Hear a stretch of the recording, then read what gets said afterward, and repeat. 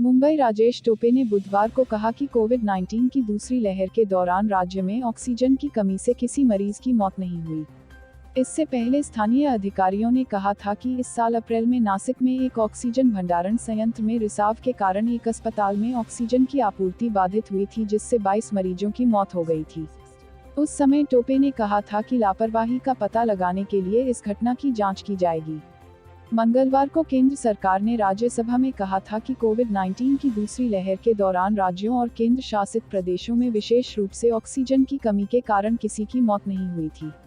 सरकार के इस बयान पर विपक्ष की ओर से तीखी आलोचना की गई थी।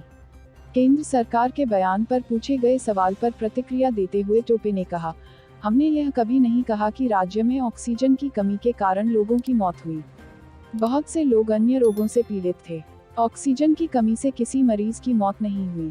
इससे पहले आज शिवसेना सांसद संजय राउत ने कहा था कि ऑक्सीजन की कमी से जिनकी मौत हुई उनके परिजनों को केंद्र सरकार को अदालत में ले जाना चाहिए। वहीं भाजपा ने बुधवार को पलटवार करते हुए कहा कि विपक्षी दलों द्वारा शासित राज्यों ने अदालत में दावा किया कि दूसरी लहर में ऑक्सीजन की कमी से किसी की मौत नहीं हुई और केंद्र का जवाब उसी पर आधारित है। भाजपा प्रवक्ता संबित पात्रा ने कहा कि संसद में केंद्र सरकार ने राज्यों और केंद्र शासित प्रदेशों द्वारा उपलब्ध कराए गए आंकड़ों के आधार पर जवाब दिया था। उन्होंने कहा कि किसी भी राज्य ने ऑक्सीजन की कमी से हुई मौत का आंकड़ा नहीं दिया।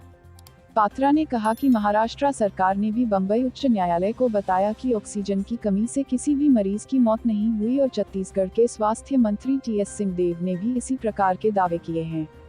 Bureau report, Ali Shaikh Bhiwandi.